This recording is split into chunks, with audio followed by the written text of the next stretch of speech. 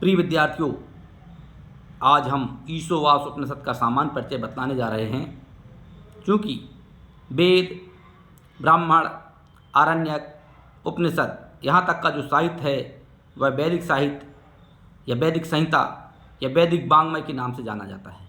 क्योंकि हम उपनिषदों का परिचय बतलाने जा रहे हैं, इसलिए उपनिषद शब्द का अर्थ जानना अति आवश्यक है।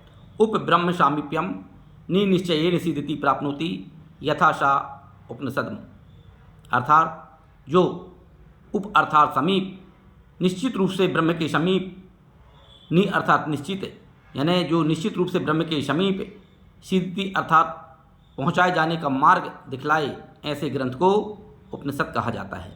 और इन उपनिषदों की संख्या धर्मशास्त्रों में 108 बतलाई गई है।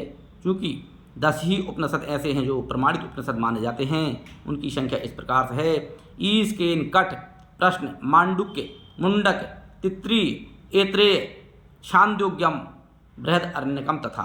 अर्थात ये 10 उपनिषद हैं जो प्रमाणित उपनिषद हैं, जिनका हम ज्ञान अर्जन कर ब्रह्म की प्राप्ति का मार्ग प्रशस्त कर सकते हैं। उसी प्रकार सर्वप्रथम हम ईशोवास उपनिषद प्रथम उपनिषद माना जाता है, जो हमारे पाठ्यक्रम में भी है।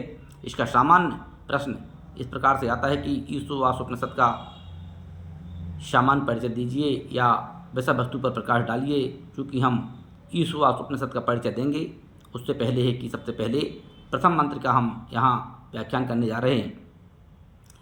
ईशो भाष्यम इदम सर्वम यत्किंच जगत्याम जगत तेन त्यक्तेन भुज्यिता मा गृध्य क्वचित् धनम। अर्थात ईशो भाष्यम इदम सर्वम, यह संपूर्ण ब्रह्मांड ईश से व्याप्त है। ऐसा कोई स्थान नहीं है संपूर्ण ब्रह्मांड का जहाँ पर ब्रह्म की व्यापकता ना हो। ईशो भाष्यम इदम सर्वम यत्किंच जगत्याम जगत, अर्थात इस ब्रह्मांड का एक किंचित मात्र भी स्थान नहीं है जो ब्रह्म की सत्ता से परे हो। अर्थात यह ब्रह्म संपूर्ण ब्रह्मांड में व्याप्त है। ईशो भाष्यम इदम सर्वम यत्किंच जगत्याम जगत तेन त्यक्तेन भुज्यिता। इसलिए हे प्राणी, इस संसार की वस्तुओं को त्याग करते हुए और उपभोग कर, ये संपूर्ण ब्रह्मांड ब्रह्म का है और ब्रह्मांड में पाई जाने वाली सारी वस्तुएं ब्रह्म की हैं और हम भी ब्रह्म के हैं। इस दृष्टिकोण से हमको ब्रह्मांड में पाई जाने वाली वस्तुओं का उपभोग करते हुए और त्याग करते हुए ब्रह्म के मार्ग की ओर प्रशस्त रहना है। माँ गृध्य क्वचित् धनम, अर्थात किसी के पराये धन पर हमको लोभ नहीं करनी है।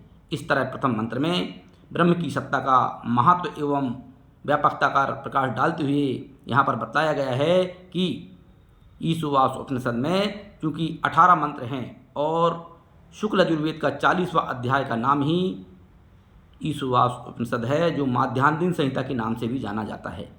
आगे विस्तार से इसमें बताया जाएगा कि किस प्रकार से ब्रह्म की प्राप्ति की जाती है, जो कि अगले मंत्रों में हम आपको बताएंगे।